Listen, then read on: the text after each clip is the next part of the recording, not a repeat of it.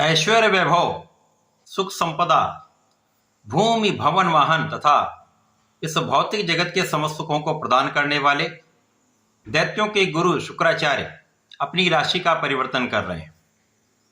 प्रिय दर्शकों, 6 फरवरी को दैत्य गुरु अपनी राशि का परिवर्तन करके अपने परम मित्र शनिदेव की मूल त्रिकोण राशि कुंभ राशि में प्रवेश करने जा रहे हैं।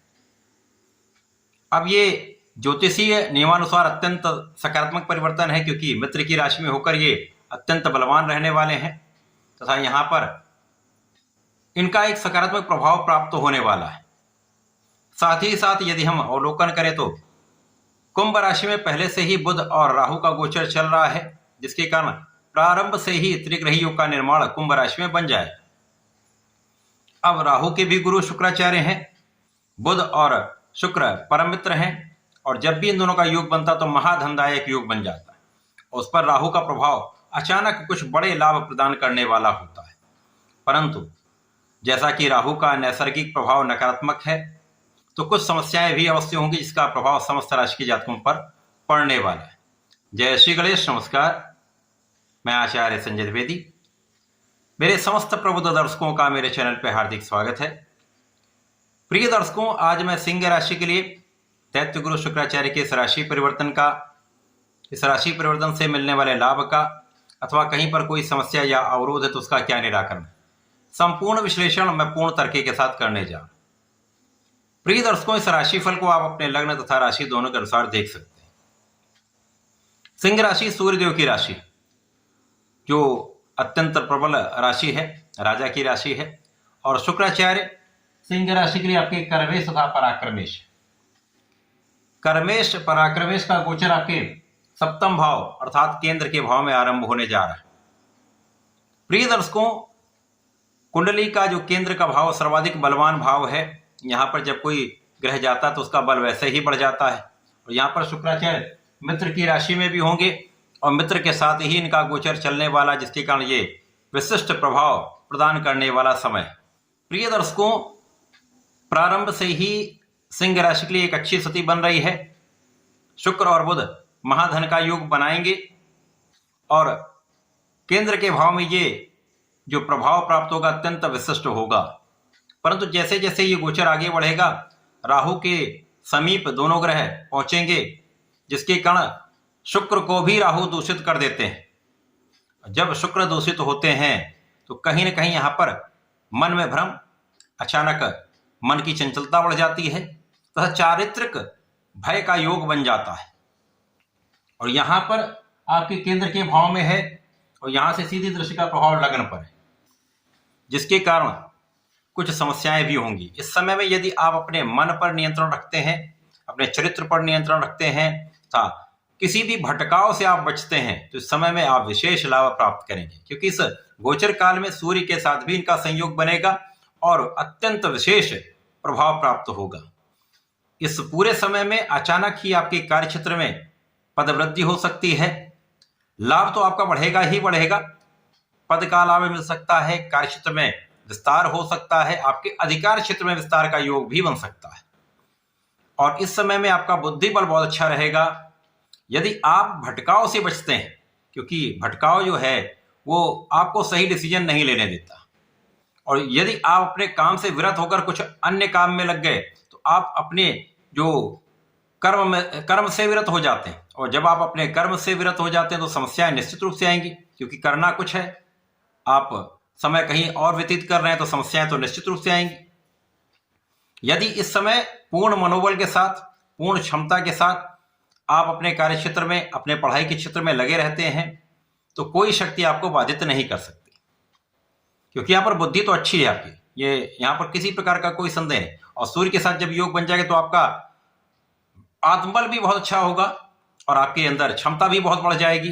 तो उस समय आपके मन का भ्रम दूर होगा, भय दूर होगा, और इस भय से आप जब बच जाते हैं तो आप सही प्लानिंग करते हैं, सही डिसीजन लेते हैं, क्योंकि इन सारे ग्रहों का प्रभाव लग्न पर होगा। लग्न अर्थात आप पर जब इसका प्रभाव होगा तो कहीं ना कहीं भटकाव भी होगा, लेकिन इस पर नियंत्रण भी होगा। और जब आप अपने को नियंत्रित कर लेते तो कोई शक्ति आपको हरा नहीं सकती। तो इस समय में आपके नेतृत्व की क्षमता बढ़ जाएगी, आपके लाभ में पहले से कई गुना वृद्धि हो जाएगी तथा धन के मार्ग प्रशस्त होने लगेंगे। धन के एक से अधिक मार्ग राहु खोल देते। राहु में सबसे अच्छा गुण यह है कि यदि ये अपने पर आ जाएं तो आपके लिए धन के इतने मार्ग बना देंगे या धन का इतना लाभ दे देंगे कि आप उसके बारे में एक्सपेक्ट नहीं कर सकते। यहां पर अनएक्सपेक्टेड लाभ मिल सकता है। यहां पर जीवन साथी के साथ अवश्य ही समस्या उत्पन्न हो सकती है। जीवन साथी के साथ मतभेद हो सकता है। क्लेश की संभावना निश्चित रूप से होगी। तो यहां पर आपको बहुत धैर्य रखना होगा। यद्यपि शुक्राचार्य है तो आपसी प्रेम में कोई बड़ी समस्या नहीं है, परंतु यदि आपने जरा सा भी किसी और के बहकावे में आकर या किसी और के कहने में आकर आपसी मतभेद उत्पन्न कर लिया तो समस्याएं तो निश्चित रूप से होंगी। इसी प्रकार से आपके व्यापारिक भाव में धोखे की संभावना यहां पर बन रही। यदि आप पार्टनरशिप में काम करते हैं तो विशेष रूप से वहां संभावना ऐसी है कि पार्टनर के साथ समस्या उत्पन्न हो जाए। कुछ कानूनी समस्या का योग बन रहा है तो यहां पर कष्ट का योग दिख रहा है। तो इस समय में आपको पूर्ण नियंत्रण अपने कार्यक्षेत्र पर रखना है। किसी पर अंधविश्वास नहीं करना है। किसी कागज को बिना पढ़े उस पर कार्य नहीं करना है। समस्याओं के निस्तारण के लिए विचार करना है। यदि आप सोच विचार कर काम करेंगे निश्चित रूप से उसका हल निकलेगा, क्योंकि सूर्य की राशि है, अत्यंत प्रबल राशि है। लंबे समय तक राहु भी इस पर ग्रहण नहीं लगा पाते। और जब शुक्र के साथ योग बन जाता है तो रवि शुक्र योग का लाभ आपको मिलेगा। तो जीवन में ऐश्वर्य वैभव बढ़ जाएगा, धन संपदा का योग बढ़ जाएगा, आपके मान सम्मान में वृद्धि होगी। अब लग्न पर प्रभाव है और जैसा कि राहु और शुक्र का प्रभाव होता है, जब शुक्र दूषित हुए तो यहां पर आपके ऊपर आक्षेप भी लग सकता है, अर्थात यश के साथ अपयश का योग भी बनता है। तो अपयश से बचने के लिए अपने को नियंत्रित रखें, अपने बुद्धि को नियंत्रित रखें, अपने लक्ष्य पर केंद्रित रहें, समस्याएं कम से कम। आपके कार्यक्षेत्र में लोगों का सहयोग उतना नहीं मिल पाएगा, तो आपको अपने आत्मबल पर, अपनी योग्यता पर, अपने शिक्षा पर, अपने ज्ञान पर, अपने बुद्धि बल पर तथा अपने नेतृत्व की क्षमता पर विश्वास करके आगे बढ़ना होगा। जैसे जैसे ये गोचर आगे बढ़ेगा, शुक्राचार्य अपनी उच्च राशि की ओर गमन करना आरंभ करेंगे तो जीवन में समस्याओं का निराकरण होने लगेगा, समस्याएं सॉल्व हो जाएंगी तथा लोगों का सहयोग मिलने लगेगा। विशेष रूप से उच्चाधिकारियों का साथ मिलने लगता है, शासन प्रशासन का सहयोग मिलने लगता है, शासन प्रशासन से अच्छा लाभ मिलने लगता है और पारिवारिक भाव प्रबल हो जाता है। और वाणी की यदि आप चतुरता रखते हैं, यदि वाणी का सही प्रयोग सही स्थान पर करते हैं तो समस्याएं कम आएंगी, क्योंकि इस समय वाणी का भाव भी दूषित हो जाता है, जिसके कारण कुछ ना कुछ विवाद होने की संभावना होती है। वहां पर क्रोध जब आपको आएगा तो विवाद हो सकता है। तो समस्याओं से बचने के लिए क्रोध पर नियंत्रण, वाणी पर नियंत्रण निश्चित रूप से आपको रखना चाहिए। इस समय में छोटे भाई बहन का सहयोग मिलता है, अच्छे मित्रों का सहयोग मिलेगा और यदि आप सबके साथ सहयोग के साथ आगे बढ़ते हैं तो कहीं ना कहीं इनका साथ आपको आगे बढ़ाने वाला होगा। पारिवारिक सहयोग, कार्यक्षेत्र में लोगों का साथ मिलने लगेगा और आप अपने क्षेत्र में आगे बढ़ने लगेंगे। ये समय लाभदायक भी है। कुछ सावधानियां आपको अवश्य रखनी पड़ेंगी।